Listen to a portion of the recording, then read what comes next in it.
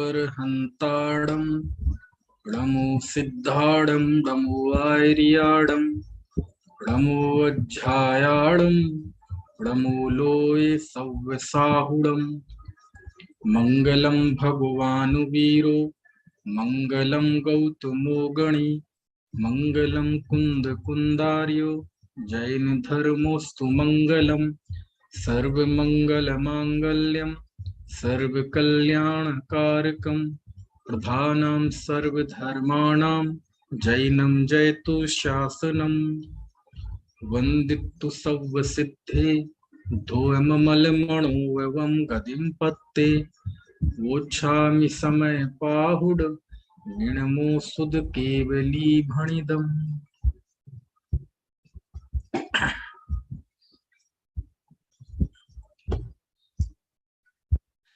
परमागम समय सार, इसकी कल गाथा 38 हमने पढ़ी थी। स्वसंवेदन ज्ञान, दर्शन ज्ञान चरित्र से परिणत जीव का संचेतन कैसा होता है, वह आचार्य ने 38वीं गाथा में बताया। अहमे को खलु शुद्धो दंसणाणमयु सदा रूबी रवि अथ मज्ज किंचवी अंडम परमाणु में तंपी। मैं वास्तव में मैं एक शुद्ध ज्ञान दर्शनमयी सदा अरूपी हूं, अन्न परमाणु मात्र किंचित भी मेरा नहीं है। यानी आचार्य ने इस गाथा में हमारा एक निर्देशन कर दिया कि हमारा अपनापन किसमें होना चाहिए और कहाँ से अपनापन टूटना चाहिए। इस तरह ये 38वीं गाथा है। अब यहाँ से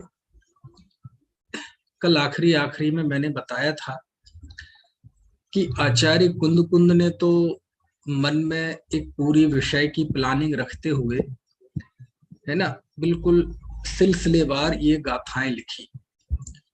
अमृतचंद आचार्य की दृष्टि से उनकी टीका में समय सार में 415 गाथाएं हैं, लेकिन आचार्य जयसेन स्वामी की जो टीका है तात्पर्य वृत्ति, उसमें 439 गाथाएं हैं। तो यहाँ 38 गाथा तक ये अमृतचंद स्वामी ने इसे पूर्व रंग कहा है।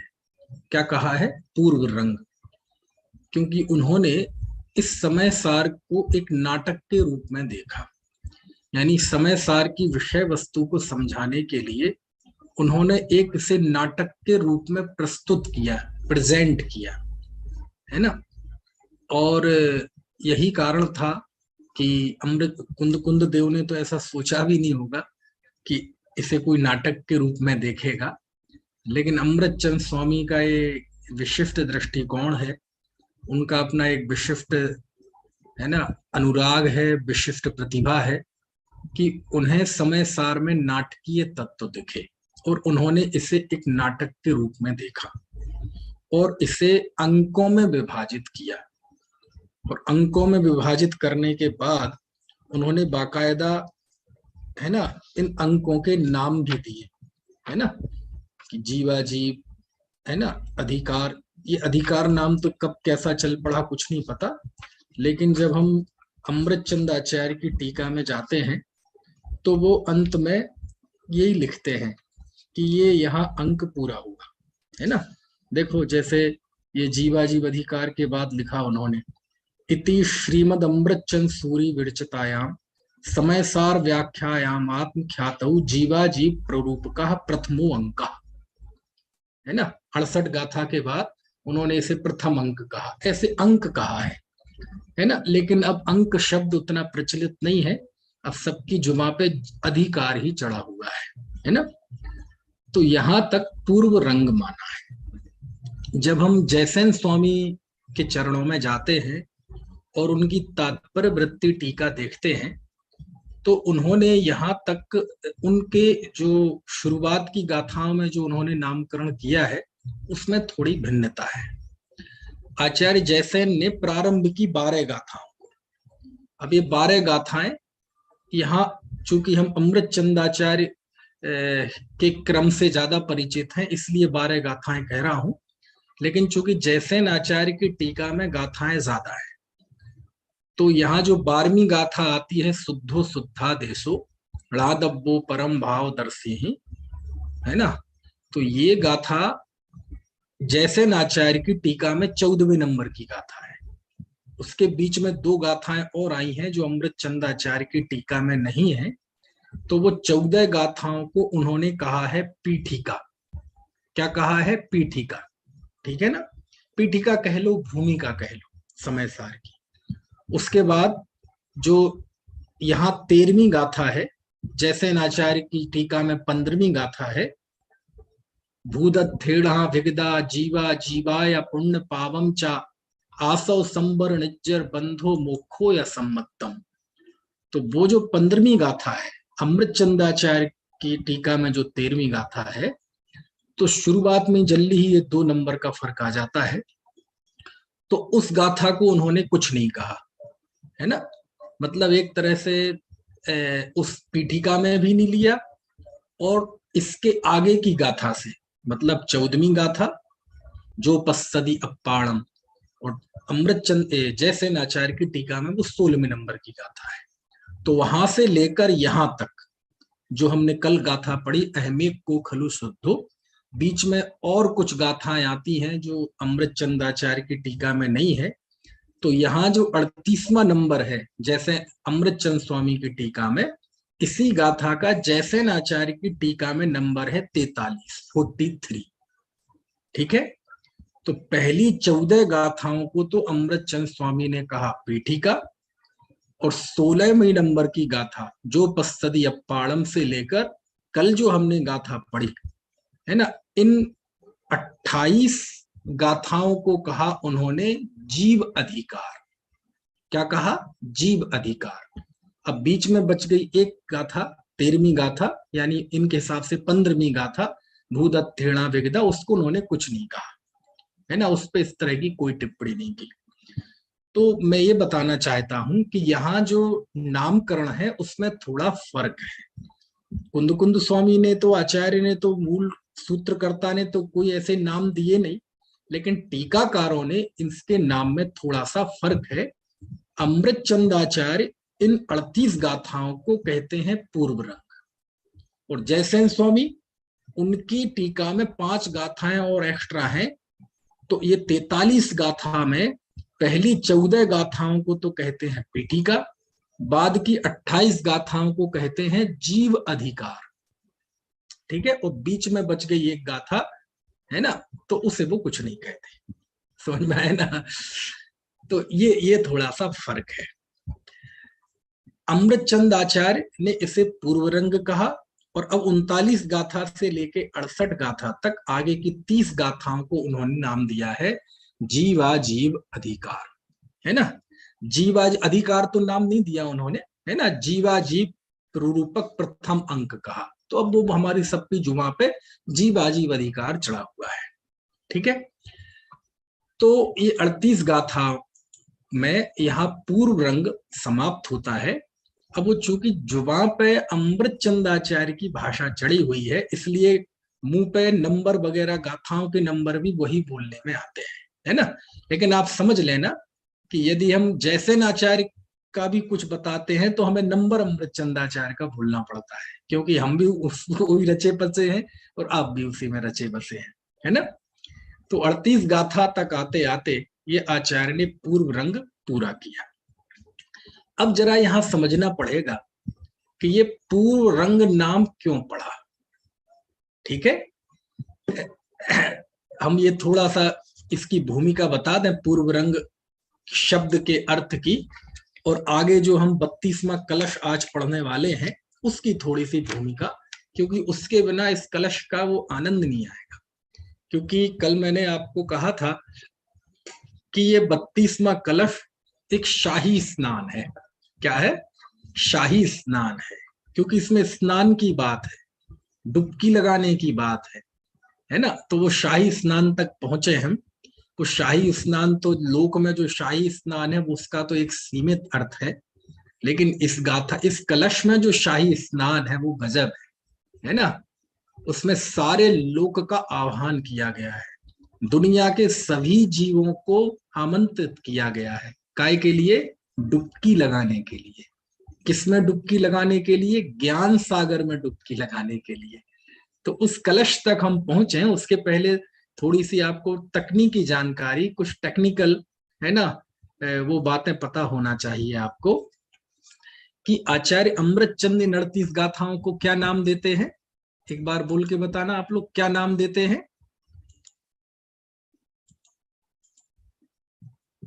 अनम्यूट करके कोई भी बताओ, थोड़ी मुझे तसल्ली हो जाए। आप खुद कर सकते हैं अनम्यूट। पूर्व रंग। पूर्व रंग, ठीक है। चलिए, अब पहले पूर्व रंग का अर्थ समझें आप। इसका नाटकीय विधान थोड़ा समझना पड़ेगा, तब वो आपको और आनंद आएगा। पूर्व रंग का आशय क्या है? रंग यानी होता है नाटक। संस्कृत में उसे रूपक कहते हैं, नाट्य कहते हैं, है ना। सरल भाषा में हम नाटक कहते हैं, ठीक है। अंग्रेजी में जिसे ड्रामा कहते हैं अथवा प्ले कहते हैं, है ना। तो वही कहता है रंग। उसी रंग का अर्थ यही है। यहाँ रंग का अर्थ कलर नहीं है, ठीक है। यहाँ रंग का अर्थ है नाटक। अब वो बात अलग है कि नाटक को भी रंग इसलिए कहते हो क्योंकि उसमें जीवन के विविध रंग दिखाए जाते हैं, कलर दिखाए जाते हैं, ठीक है। तो रंग का अर्थ क्या होता है? नाटक, ठीक है। प्ले, ड्रामा, है ना, रूपक। अब रंग पूर्व, पूर्व रंग, तो क्या हुआ कि रंग के पूर्व यानी उसकी भूमिका, यानी नाटक की भूमिका। तो ये पूर्व रंग शब्द ही नाट्य साहित्य का है, साहित्य शास्त्र का है। तो जैसे कोई भी विषय होता है उसकी भूमिका होती है, तो नाटक की भी एक भूमिका होती है। तो उसको कहते हैं साहित्य के तत्वों की दृष्टि से, साहित्यिक विश्लेषण की दृष्टि से उसको कहते हैं पूर्व रंग। यानी नाटक तो अब शुरू होगा, लेकिन शुरू होने के पहले, है ना, एक भूमिका बताई जाती है नाटक की, उसी को कहते हैं पूर्व रंग। तो अमृतचंद स्वामी इन 38 गाथाओं को एक तरह से क्या देखते हैं कि ये इस समय सार नाटक की भूमिका है। यानी नाटक तो अब 39 गाथा से शुरू होगा, ठीक है। इतनी सी बात आपको समझ में आई। चलिए, अब आगे हम ये जानेंगे कि ये नाटक का पूर्व भूमिका तो हो गई, हमें एक कलश को समझना है ना। अब होता यह है कि भूमिका में होता क्या है। जब भी कोई नाटक शुरू होता है तो सीधा नाटक शुरू नहीं होता है। यदि हम प्राचीन नाट्य के नियमों पे और उन पे जाएंगे, आज तो जैसे कोई नाट जो फिल्म है, हम मूवी देखते हैं, ये भी एक तरह का ड्रामा है, एक तरह का नाटक है ना। लेकिन पहले चूंकि इतने बढ़िया तकनीक नहीं थी, विज्ञान नहीं था, तो सब प्रत्यक्ष में देखा जाता था। मंच की मर्यादाओं को ध्यान रखते हुए वो नाटक खेला जाता था। वहां नदी नहीं लाई जा सकती, पहाड़ नहीं लाए जा सकते, तूफान नहीं लाया जा सकता, तो पर्दे अर्दे लगा के वो सब करते थे। अब बाद में कैमरे वैमरे की सुविधा आ गई, तो फिर वो चित्रों को अलग तरह से पता चला। एक गाना चल रहा है, एक गाने का एक सीन स्विट्जरलैंड में है, एक स्ट्रेंजा, तो दूसरा स्ट्रेंजा मॉरिशियस में है, तीसरा स्ट्रेंजा कश्मीर में है। और नाटक में ये सुविधा नहीं होती, लेकिन है वो बेसिकली नाटक ही। तो नाटक जब शुरू होता है, अब आजकल जो मूवी शुरू होती है बिल्कुल पहले ही सीन से एक्टिंग शुरू हो जाती है, लेकिन जो प्राचीन नाटकीय विधान है उसमें एकदम ऐसा नहीं कि मतलब गेट गेट नहीं, पर्दा खुला और एकदम ड्रामा शुरू हो जाए, मतलब एकदम एक्टिंग शुरू हो जाए। उसके पहले क्या होता था, निर्देशक मंच पे आता है। कौन आता है? निदेशक मंच पर आता है। इस कलश की मैं दो भूमिकाएं बता रहा हूं आपको, और वो भूमिका इसलिए थोड़ी सी लंबी हो रही है क्योंकि इसको ये नहीं बताएंगे तो ये अधिकारों का बंटवारा समझ में नहीं आएगा, है ना। क्योंकि टीका में लिखते हैं कि अब जीव अजीब मंच पर प्रवेश करते हैं। तो अब क्यों प्रवेश करते हैं भैया? तो नाटक के रूप में परिकल्पना की है, इसलिए भी ये विधान जरूरी है। तो एक कलश को समझने के लिए भी ये समझना जरूरी है जो मैं बता रहा हूं, और समय सार की आगे की शैली को समझने के लिए भी जरूरी है। तो नाटक शुरू होने के पहले क्या होता है कि एक सूत्रधार आता है। सूत्रधार जानते हैं आप कि नहीं? सूत्रधार मतलब आज की भाषा में कहें तो नाटक का निर्देशक। ठीक है, नाटक का निर्देशक। वैसे सूत्रधार शब्द जो है इसको आप ऐसे समझ सकते हैं, सूत्र यानी होता है धागा। शब्दों का अर्थ समझना, एक छोटा सा अर्थ तो बहुत है सूत्रधार के। तो आपने पपेट शो देखा है? पपेट शो मतलब कठपुतलियों का डांस देखा है? किस किस ने देखा है? जरा हाथ खड़े करो। कठपुतलियों का डांस किन किन ने देखा है? चलो, ज्यादातर लोगों ने देखा है, ठीक है ना? मैंने भी देखा है। तो कठपुतलियों का डांस क्या होता है? सामने कठपुतलियां नाचती हैं, है ना? और नचाता कौन है? कठपुतलियां तो लकड़ी की होती, उसका नाम ही है कठपुतलियां। कठ मतलब लकड़ी, तो लकड़ी की पुतलियां, है ना? और नचाता कौन है?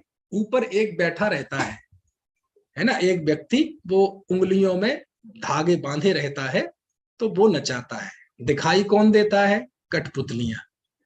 और नचाता कौन है? वो जो दिखाई नहीं देता, जो ऊपर बैठा है। तो कठपुतलियों के डांस में उसे ही कहते हैं सूत्रधार। उसे क्या बोलते हैं? सूत्रधार। सूत्र मतलब धागा, और धागा को जो धारण किए हुए है वो कहलाता है सूत्रधार। वो नचाता है। तो आज की भाषा में वही कहलाता है डायरेक्टर, निर्देशक।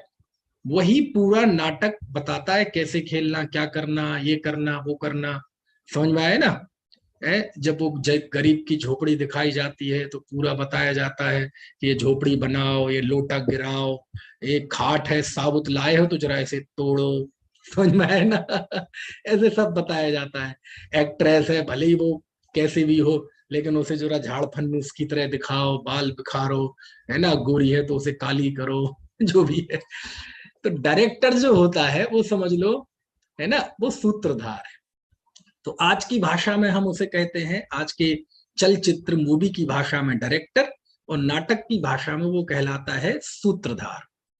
तो सबसे पहले सूत्रधार मंच पर आता है और वह अपनी थोड़ी देर का एक परिचय देता है पूरा नाटक का। एक समय की बात है, वहां ये होता था, वहां ये तो होता था। संक्षेप में वह नाटक का एक सरसरी निगाह से आपको परिचय करा देता है ना? और उसके बाद वो मंच से जाता है और कहता है, इस तरह ये नाटक का अब मैं जा रहा हूं, आप लोग इस नाटक का आनंद लीजिए और इस आनंद में डूब जाइए।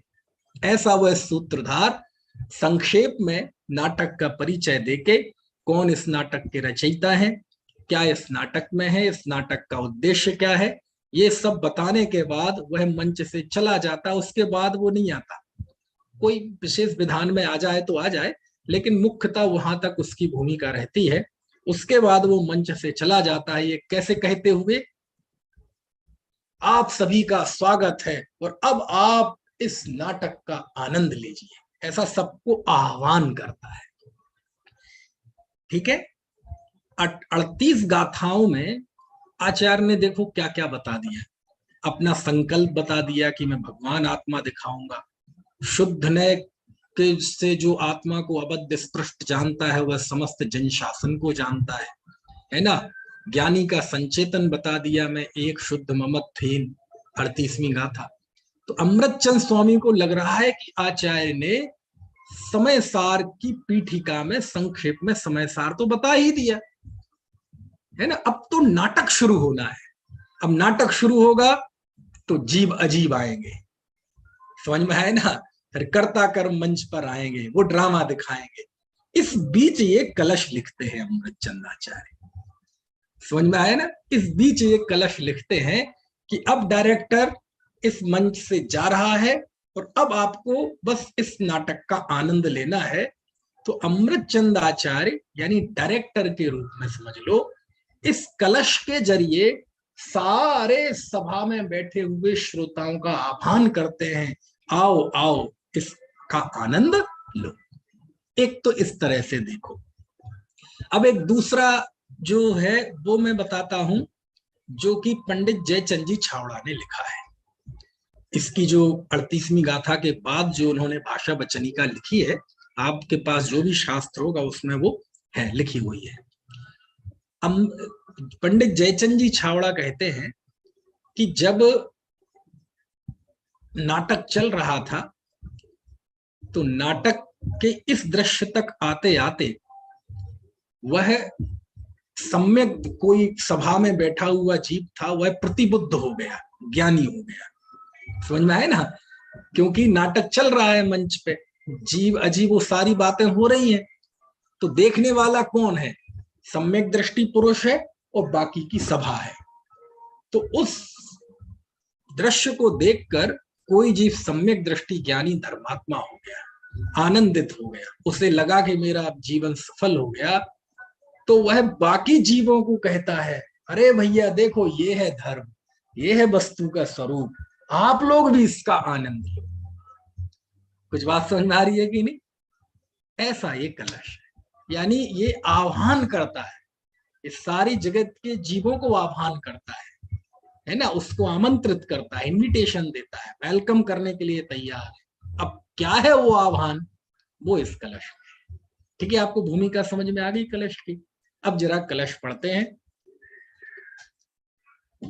मज्जन्तु निर्भर ममी सममेव लोका, आलोके मुच्छलति शांतरसे समस्ता, आप्लाव्य विभ्रम तिरस्करणीं भरेण, प्रोन्मग्न एष भगवान अवबोध सिंधु। है ना? ठीक है, आप पढ़ लेंगे सब मिलके। जो भक्तांबर की लय है ना, बस वही इसकी लय है। तो उस लय में आप चाहें तो पढ़ सकते हैं, बहुत आसान है ना? देखो चलो, अच्छा आप लोग सब अपने आप को अनम्यूट कर लो एक बार, और एक बार पढ़ते हैं।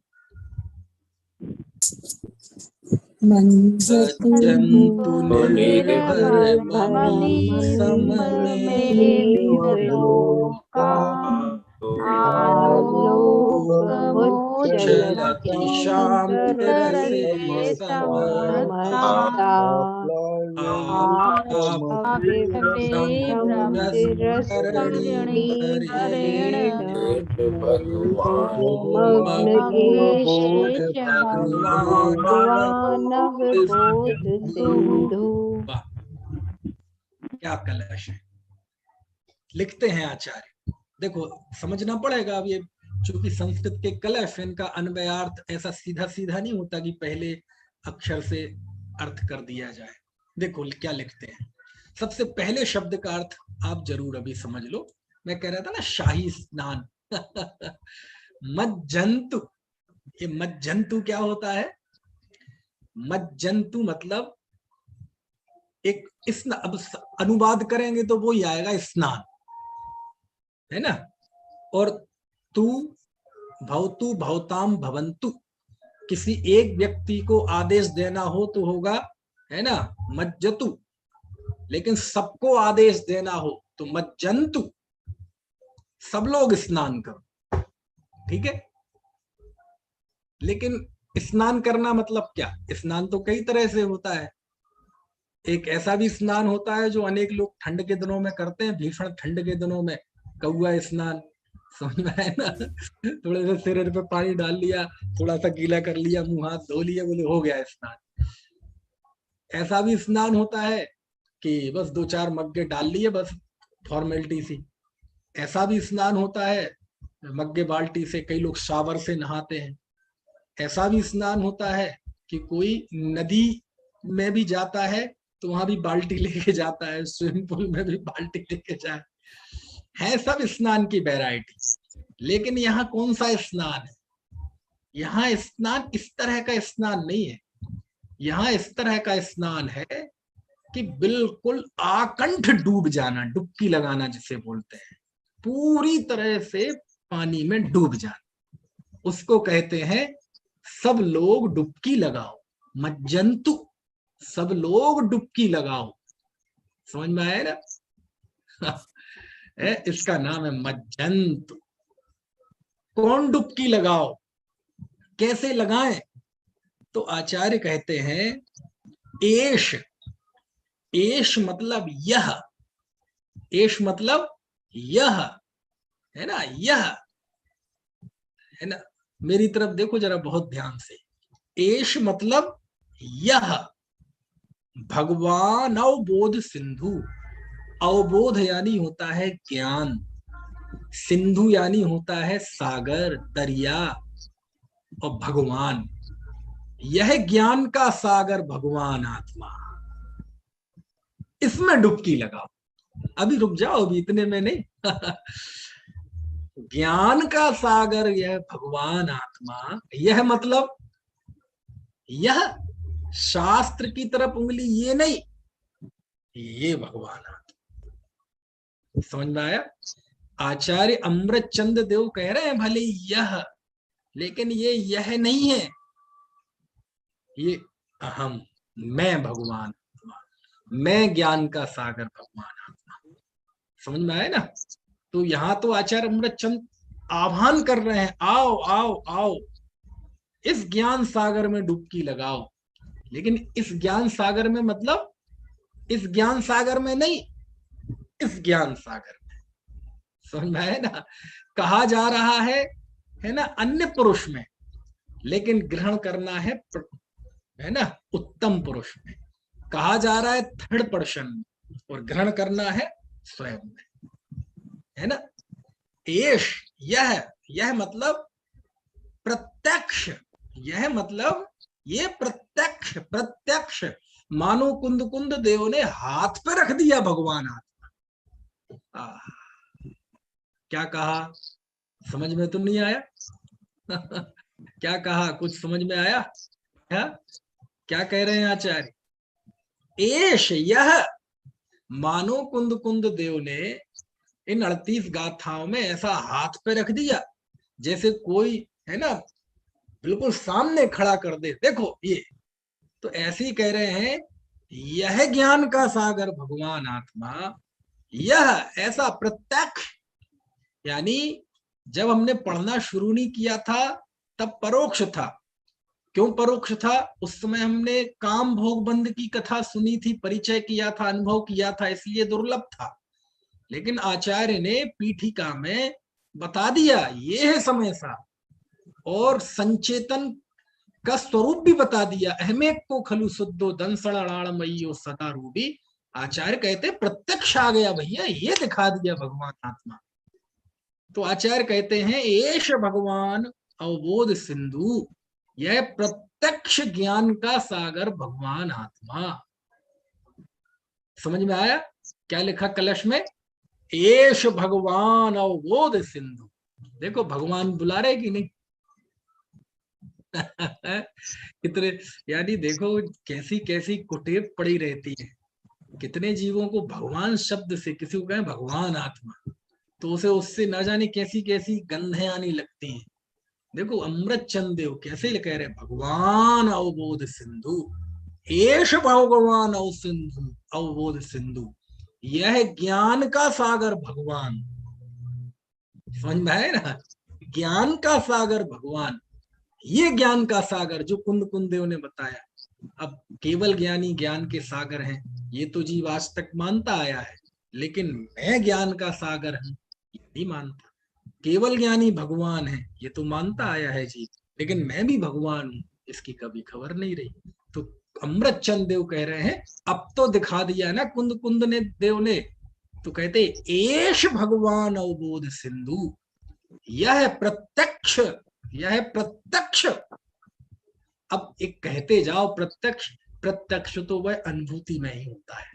समझ में है ना? है ना? एस भगवान अवबोध सिंधु, यह प्रत्यक्ष स्वसंवेदन गम, यह स्वानुभूति द्वारा प्रमाणित, यह ज्ञान का सागर भगवान आत्मा। समझ में आया ना? प्रोन्मग्न, प्रोन्मग्न यानी प्रकाशित, स्वयं सर्वांग प्रकट हुआ है, स्वयं सर्वांग प्रकट हुआ है। समझ में आया? है? अब निमित्त की बात करें तो आचार्य कुंद कुंद ने उसे बता दिया है, लेकिन 38वीं गाथा में तो ज्ञानी का संवेदन दिखा रहे हैं ना, संचेतन। तो आचार्य कह रहे हैं यह प्रत्यक्ष गोचर, यह ज्ञान का सागर भगवान आत्मा स्वयं सर्वांग प्रकट हुआ है, प्रत्यक्ष हो गया। कैसे कैसे प्रकट हुआ? तो ये कोई लॉटरी नहीं लगी है। कैसे प्रकट हुआ है? अरे इसके पीछे पुरुषार्थ है। क्या पुरुषार्थ है?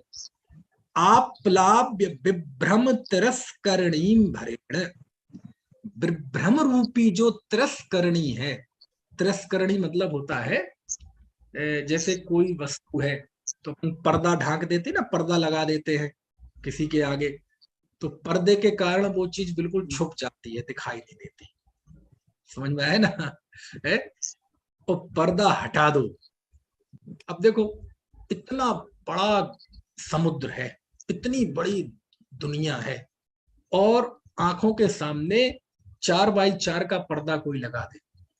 अरे इतना ही छोड़ो, है कोई ये रूमाल है, जरा सा इतना ही यहाँ डाल दे तो दुनिया है लेकिन तुम्हें दिखाई नहीं देगी। यानी इतनी अनंत दुनिया आपके एक जरा से कपड़े की ओट ने वो छुपा ली। समझ में आया ना? ऐसे ही यह जो ज्ञान का सागर भगवान आत्मा था, छोटी सी एक चादर थी जिसके कारण से वह भगवान आत्मा, यानी वो ज्ञान का सागर भगवान दिखाई नहीं दे रहा था। वह कौन सी चादर थी? वह कौन सी तिरस्करणी थी? ये तिरस्करणी ऐसी है जिसके द्वारा उस ज्ञान सागर का तिरस्कार होता है। समझ में आया ना? बहुत सार्थक नाम है तिरस्करणी। विभ्रम, विभ्रम रूपी चादर के कारण वह ज्ञान सागर, वह सर्वांग प्रकट नहीं हो पा रहा था। समझ में आया ना? लेकिन अब विभ्रम रूपी चादर को भरेड़ समस्त प्रकार से आप प्लाव्य, उसे डुबोकर, डुबोकर मतलब उस भ्रम रूपी चादर को पूरी तरह पानी में डुबो दिया। पानी में डुबो दिया मतलब उसे हटा दिया। हटा के एक होता है, हटा के एक तरफ डाल दो तो कोई दोबारा कर देगा, उसे फैला देगा, नहीं, उसे समूलतया डुबोकर, यानी विभ्रम रूपी चादर को पूरी तरह से डुबोकर। विभ्रम मतलब संशय, विपर्य, अनद्धवसाय, मिथ्या ज्ञान, पर्याय मूर्ता, मोह भाव, है ना? ये जो भ्रम था हमारे अंदर बैठा था, मिथ्या भाव, जिसके कारण पर्याय बुद्धि थी, पर्याय मूर्ता थी, जड़ और अविनश्वर पदार्थों में हमारा अहम भाव था। अब वो विभ्रम रूपी चादर को, क्योंकि उसी एक विभ्रम के कारण कितनी छोटी सी आंखें हैं, जरा सी उंगली रख दे कोई तो दिखाई नहीं देता, इतनी बड़ी दुनिया। ऐसे ये विभ्रम रूपी चादर के कारण वह ज्ञान सागर प्रत्यक्ष नहीं हो पा रहा था, सर्वांग प्रकट नहीं हो पा रहा था। तो उस विभ्रम रूपी चादर को, है ना, समूलतया डुबोकर वह ज्ञान सागर भगवान आत्मा, यह प्रत्यक्ष सर्वांग से प्रकट हो गया। समझ में आया ना? और कैसा है वह? आलोक मुच्छलति शांत रसे। आलोक, ये आलोक क्या होता है?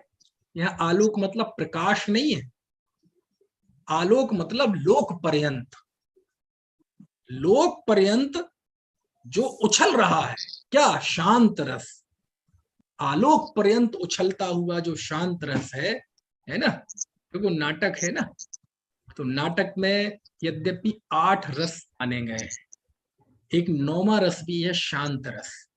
सुने आपने नाटक में 8 रस है ना, श्रृंगार आदि, वो 8 रस, नाटक में 8 रस ही होते हैं, लेकिन एक 9वां रस शांत रस है। उस शांत रस को नाटक में योग्य नहीं माना गया, क्योंकि शांत रस की क्या एक्टिंग हो, शांत रस की कोई एक्टिंग हो सकती है? तो शांत रस का कोई अभिनय नहीं होता, इसलिए उसको नाटक की परिधि से अलग किया गया है। जो श्रव्य काव्य है उसमें माना गया है, वहां 9 माने गए। खैर उसकी भी बात आएगी अभी। तो यहाँ कहते हैं लोक पर्यंत जो शांत रस उछल रहा है, ये लोक पर्यंत मतलब, लोक पर्यंत यानी लोक पर्यंत मतलब भगवान आत्मा सारे लोक में दिखाई दे रहा है, पूरे संसार में दिखाई दे रहा है, समस्त लोक पर्यंत उछल रहा है? यहाँ कौन से लोक की बात है?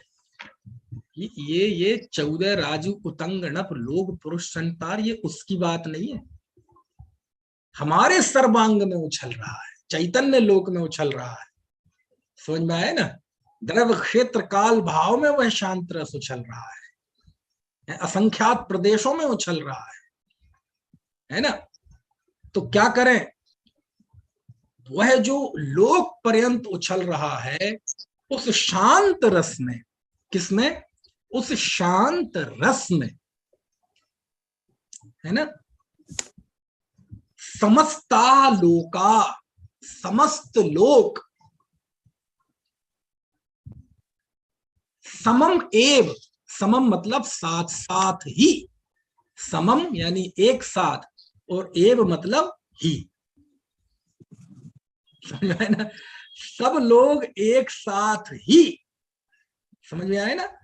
अमी समस्त लोका, अब सभी लोग यानी सारी दुनिया उसमें एक साथ ही, मज्जंतु, उसमें सब लोग एक साथ डूब जाओ, उसमें डुबकी लगा लो।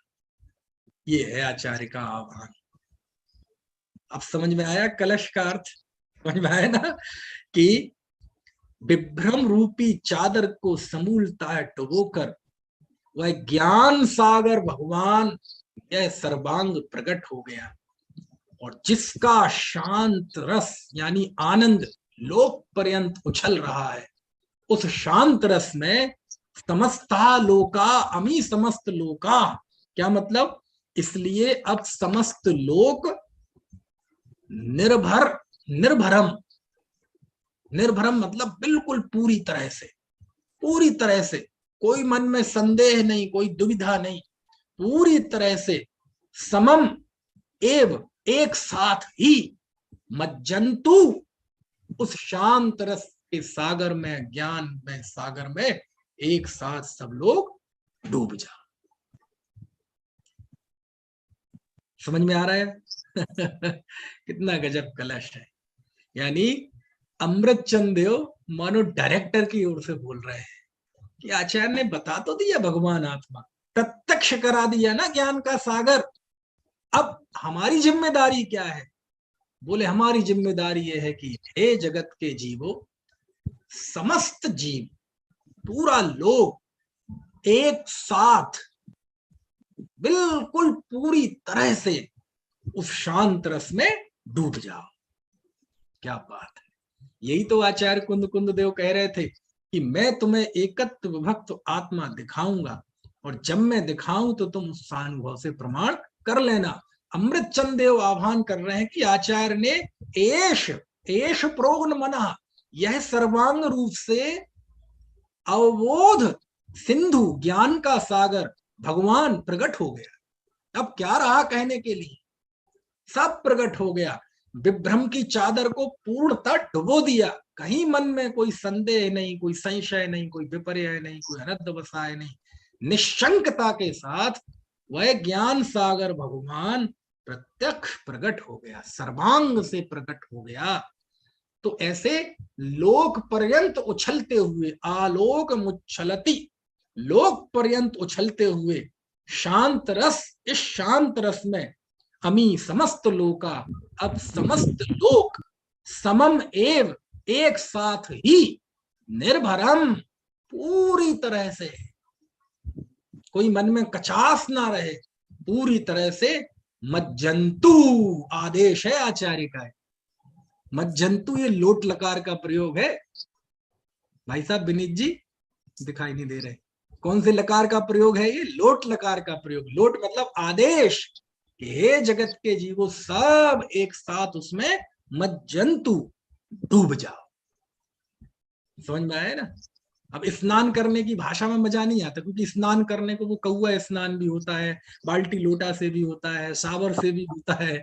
यहाँ तो जैसे वो बच्चे कूदते हैं ना, ऊपर से कूदे और एक झटके में पानी की बिल्कुल अतल गहराइयों में पहुंच जाते हैं।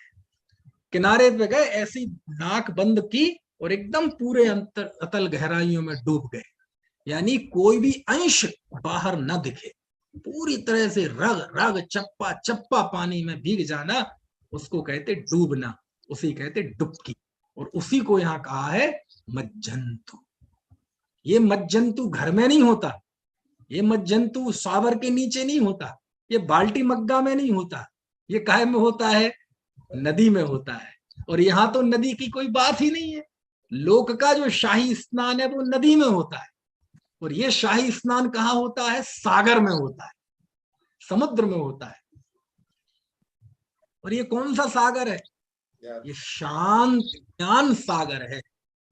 और उस ज्ञान सागर में क्या उछल रहा है, जैसे ज्ञान का सागर है तो उसमें क्या उछल रहा है, काय की लहरें उछल रही हैं, शांत रस की लहरें उछल रही हैं। तो कहते हैं उस शांत रस में डूब जाओ। क्यों? क्योंकि जहां ज्ञान है वहीं शांति है, शांति है वहीं ज्ञान है ना, उसमें डूब जाओ। कौन डूब जाए? क्यों जी, मनुष्य त्रंच देव नार की कौन, अरे सब, जैन की अजैन, अरे सब, गृहस्थ की मुनि, अरे सब, एलक की छुल्लक, अरे सब, स्त्री पुरुष की नपुंसक, अरे सब, बालक की वृद्ध, अरे सब, लिखा ना, समस्त लोका। देखो तो, देखो ये होती है लोक मंगल की दृष्टि। कौन अछूता? ये ज्ञान सागर, इस शांत रस पे किसी का एकाधिकार नहीं है कि शांत रस का आनंद इस गति का ही जीव ले सकता है ना, इस जाति का ही ले सकता है, इस धर्म का ही ले सकता है, भारतवासी ही ले सकते हैं, है ना, शहर वाले ले सकते हैं, गांव वाले ले सकते हैं, पंडित ले सकते हैं, मुनि ले सकते हैं, समस्त। समझ में आया एक कलश में क्यों इतना ज्यादा आनंदित हो रहा हूं? इस कलश पे आह्वान है सारी दुनिया का कि आओ आओ आओ, सब आओ, सब आओ, सब मैं भी आ सकता, अरे सब आ सकते हैं, सब मैं भी डूब, अरे सब आओ। क्योंकि लोक में जो शाही स्नान होता है ना जयंत भाई, उसमें सब नहीं नहा सकते। ये शाही स्नान क्या होता है लोक में, कि क्या होता है, एक तिथि एक निश्चित समय पे, वो 12 वर्ष का कुंभ होता है ना, उसमें एक निश्चित समय पे एक खास मुहूर्त होता है।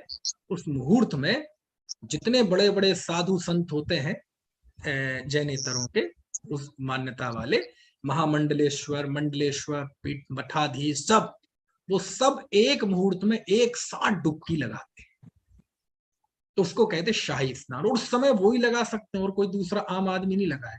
और जब उनका स्नान हो जाएगा तो फिर सारी दुनिया करेगी, तो उसे शाही स्नान कहते हैं। लेकिन ये शाही स्नान, बोले यहाँ तुम पहले और तुम बाद में, जब तक ये ना स्नान कर लें तुम नहीं कर सकते। कहते हैं इस मार्ग में ये छोटे बड़े की भावना, कोई वीआईपी ऐसा कोई नहीं है। समझ में आया? इस मार्ग में ना कोई वीआईपी है, ना कोई आम आदमी है। समझ में आया? ना थर्ड क्लास है, ना सेकंड क्लास है, ना फोर्थ क्लास है, ना फर्स्ट क्लास है, कोई, सब इसमें सब स्पेशल है, सब वीआईपी है। और जहां सब वीआईपी हो मतलब कोई वीआईपी नहीं है। क्यों? क्योंकि सबके लिए समान अवसर है। देखो क्या क्या, बस देखो, मैं तो मज्जन्तु निर्भर ममी सम में लोका, आलोक मुच्छल अतिशाम तरसे समस्ता, आप्लाव्य विभ्रम तिरस्करणीं भरेण, प्रोन्मग्न एष भगवान अवबोध सिंधु। है, समझ में आ गया कलश? है? कोई शब्द का अर्थ समझ में ना आया हो तो आप पूछ सकते हैं।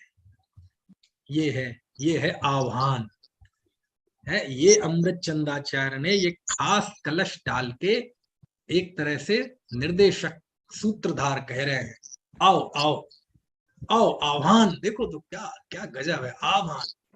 ये अमृत चंद आचार्य का कई कलशों में है ऐसा आह्वान। अभी निर्जराधिकार में ऐसा आह्वान करते हैं, ए तई तेता, है ना, पद मिद मिदम यत्र चैतन्य धातु। अरे तुम कहाँ पर पद को अपना पद मान के बैठे हो और दुखी हो रहे हो पर्याय पर्याय में। अरे यहाँ आओ, यहाँ आओ, ये तुम्हारा पद है, ये तुम्हारा पद है, चैतन्य धातु से बना हुआ। ऐसा वहां भी आह्वान करते, यहाँ आओ, यहाँ आओ, यहाँ आओ, ये तुम्हारा पद है। ऐसे यहाँ कह रहे, है ना, आओ, सब आओ। कमाल की बात है, इसमें जो शब्द दिए ना, एक एक शब्द बहुत बहुत बहुत मार्मिक है ना। अवबोध सिंधु, देखो ज्ञान का सागर कहना, भगवान कहना, ज्ञान का सागर भी कहा और भगवान भी कहा, कितने मार्मिक शब्द।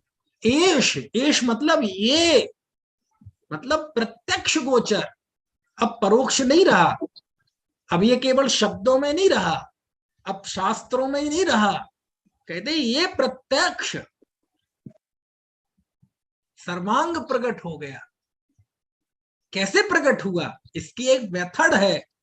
कहते जब तक विभ्रम रहेगा मन में, भ्रम रहेगा, संशय रहेगा, तब तक वह भगवान आत्मा प्रकट नहीं होगा। लेकिन अब विभ्रम को पूरी तरह से चादर को ढो दिया, नष्ट कर दिया।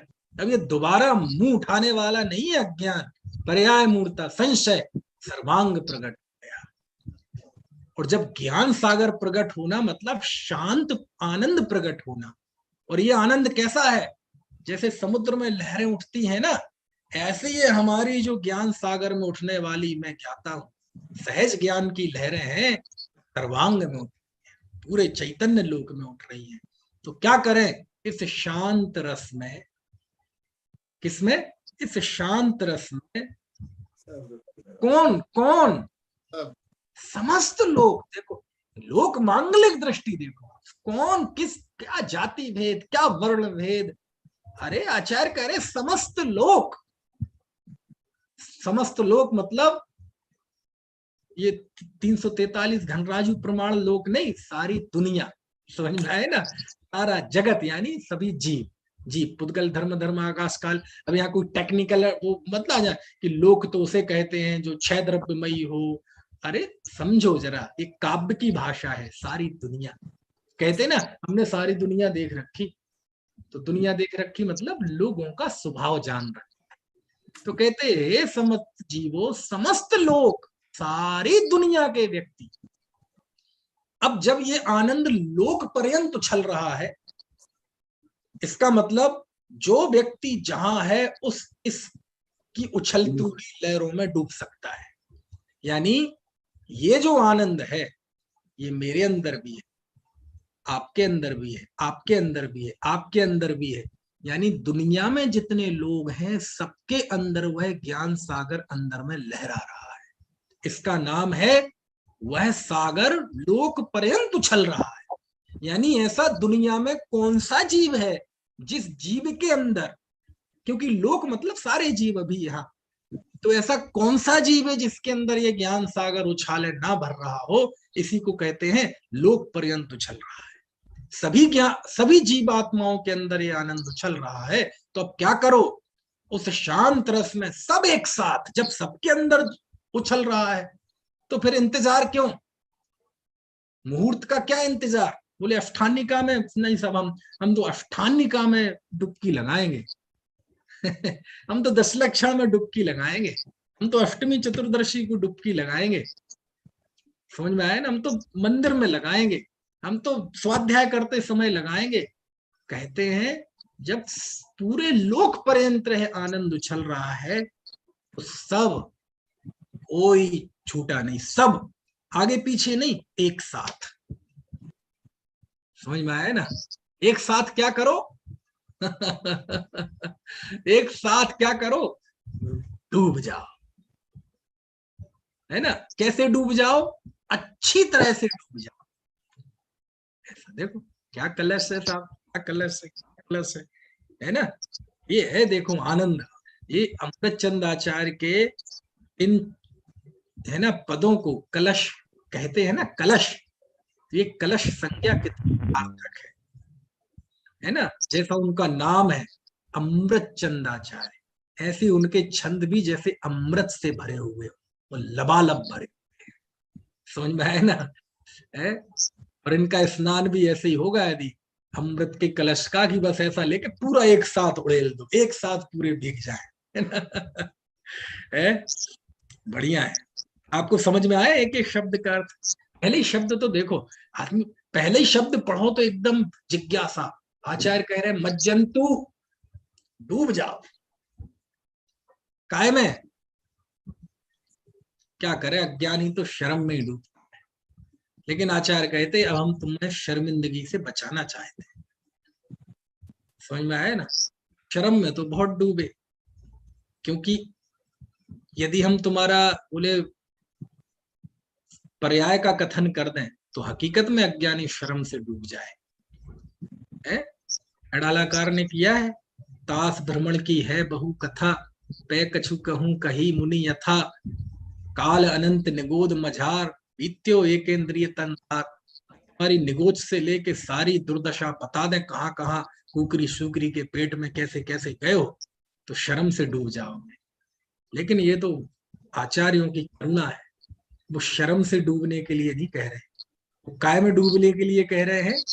मज्जंतु, डूब जाओ, सर्वांग डूब जाओ, निर्भरम सर्वांग डूब जाओ। किसमें? शांत रस में। समझ में आए ना? कौन आचार्य? किसके लिए कह रहे हैं आप? इनके लिए, इनके लिए, इनके लिए? अरे साहब, साहब मैं तो गृहस्थ हूं, अरे तुम भी। मैं तो मुनि हूं, अरे तुम भी। सब डूब जाओ, सब अपने अपने लेवल पर डूब जाओ, लेकिन काम यही करना पड़ेगा, और दूसरा कोई रास्ता नहीं, ऐसा है ना? पढ़ो जरा सब मिलके, एक बार अनम्यूट करो अपने आप को सब लोग, एक बार पढ़ो इसको, बढ़िया लय में मजा आ जाए। मज्जन्तु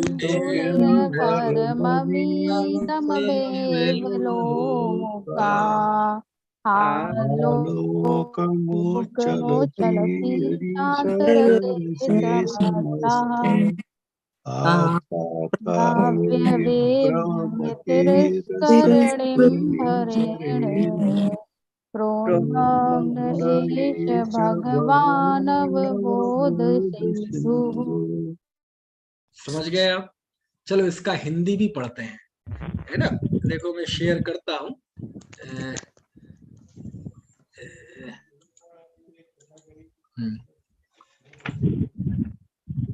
हिंदी में आनंद ले लो, ठीक है? देखो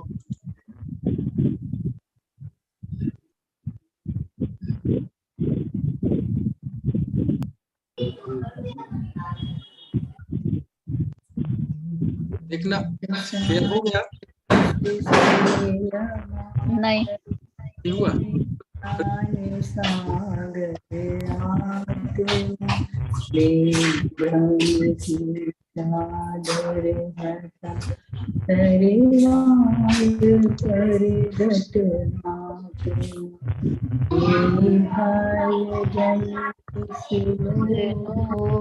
हो गया?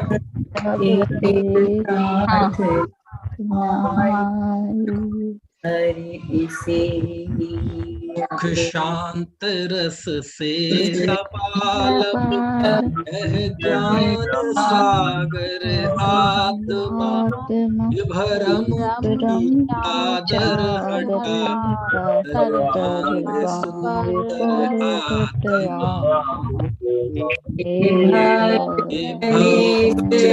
इस लोक के सब एक साथ आइए, और इसे ही अपनाइए, इसमें मगन हो जाइए, है ना? जो कैसेट में जो लय है, उस लय में गाओ जरा, कैसा लगेगा? सुख शांत रस से लबालब यह ज्ञान सागर आत्मा, विभ्रम की चादर हटा सर्वांग परगट आत्मा। हे भव्य जन, इस लोक के सब एक साथ नहाइए और इसे ही अपनाइए, इसमें मगन हो जाइए। अब देखो थोड़ा सा एनालिसिस करो। अब यहां शब्द आया है नहाइए, लेकिन मज्जंतु का अर्थ नहाना तो है, लेकिन एक खास तरह से नहाना। समझ में आए ना? नहाता तो आदमी बाल्टी मग्गा से भी है, लेकिन मज्जंतु का अर्थ बाल्टी मग्गा से नहाना नहीं है। कैसा नहाना है? डूब जाना, पूरी तरह से डुबकी लगाना। अब ये फर्क पड़ जाता है अनुवाद में। अब क्या करें, कहां से लाए शब्द, है ना? विभ्रम की चादर हटा, सर्वांग प्रगट। देखो, सुख शांत रस से लबालब। अब ये तो लबालब जो बड़ा बोलचाल में जो शब्द आता है उसका प्रयोग किया, लबालब, है ना? ज्ञान सागर, अवबोध सिंधु। भगवान शब्द नहीं आ पाया, देखो आ रहा है क्या? नहीं आ पाया ना? तो कलश में भगवान शब्द है, लेकिन भगवान नहीं आ पाया इसमें, है ना? और समस्त लोक के लिए एक संबोधन जरूर आ गया, हे भव्य जन, है ना? अपनाइए, है ना? तो निहाइए का अर्थ अपनाइए करके उसको इस तरह से किया, ठीक है ना? तो ये कलश हुआ। तो आचार्य ने आह्वान कर दिया है कि अब सारे जगत इसमें एक साथ नहाओ, है ना? अब कल से हम आगे 39वीं गाथा से जो जीवा जीव अधिकार है वो प्रारंभ होगा। हाँ, किसी को यदि प्रश्न पूछना हो तो आप स्वयं अनम्यूट करके पूछ सकते हैं। भाई साहब, ये सब एक साथ जो है शब्द, संस्कृत किसका अर्थ है? ये समस्ता का, किस चीज का अर्थ है? ये सब एक साथ। समम, समम। समम। समम। ठीक। भैया प्रोन्मग्न का अर्थ आपने क्या बताया था? पूरी तरीके से डूबना। प्रोन्मग्न मतलब पूरी तरह से प्रकाशित होना, प्रकट होना।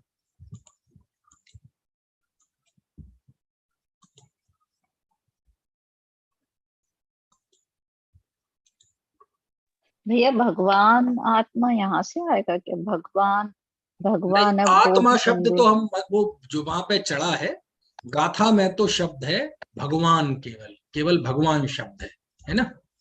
हम्म। ठीक है। जी। अवबोध सिंधु, ज्ञान का सागर, भगवान, है ना? वो आत्मा शब्द भगवान का वो जो वहां पे चढ़ा है, इसलिए बोलने में आता है ना? चूंकि कि आत्मा की ही बात है, किसी परात्मा की तो बात है नहीं, पर जीव की, इसलिए, है ना?